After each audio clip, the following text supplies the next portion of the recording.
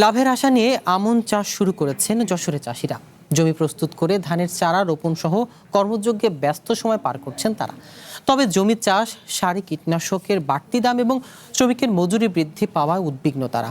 চাহিদা মতো সার পাওয়া নিয়েও রয়েছে অনিশ্চয়তা। AKS অর্জন করল গিনেস ওয়ার্ল্ড রেকর্ডস।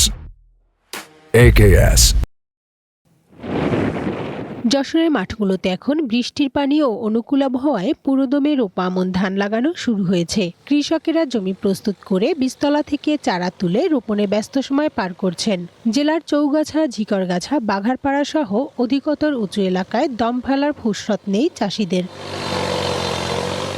এবছর জুলাইয়ের শুরু থেকেই প্রয়োজনীয় বৃষ্টি হওয়ায় আগেভাগেই চাষ শুরু করেছেন কৃষকরা। মাঠে মাঠে তাই কৃষকদের কর্মব্যস্ততা চোখে পড়ছে। তবে চাষ খরচ, সার সংকট ও মূল্যবৃদ্ধি নিয়ে উদ্বিগ্ন তারা। সার, কীটনাশক সবটার দাম বেশি, বীজ ধানের দাম বেশি। সারের সমস্যা হয়, সারের দাম বাড়ে, চাষবাস করে কিছু থাকে না, এতে তো চাষির লস।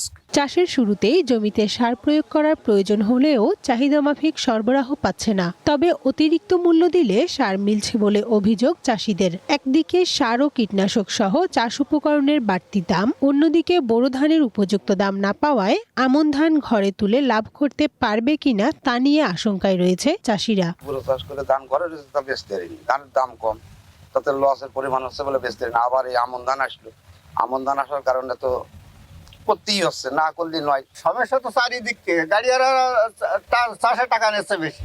কৃষি বিভাগ বলছে বোরো ধানের তুলনায় আমন ধান চাষে লাভ বেশি। তার উপর এবছর চাষের শুরুতে পর্যাপ্ত বৃষ্টি হওয়ায় সেচ খরচ কমবে, আর এ কারণে কৃষকরা আমন চাষে লাভবান হবেন। এবার যেহেতু বৃষ্টির পরিমাণ বেশি হয়েছে, আমরা আশা করছি আমাদের কৃষকদের সেচের যে খরচটা, এই খরচটা আশানুরূপভাবে কম হবে।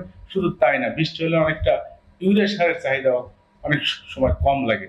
তো এবার আমরা আশা করছি আমাদের উৎপাদন খরচটা কিছুটা হলেও কম হবে। কৃষি বিভাগের তথ্য অনুযায়ী জেলায় চলতি মৌসুমে 1,36,607 হেক্টর জমিতে আমন আবাদের লক্ষ্যমাত্রা নির্ধারণ করা হয়েছে।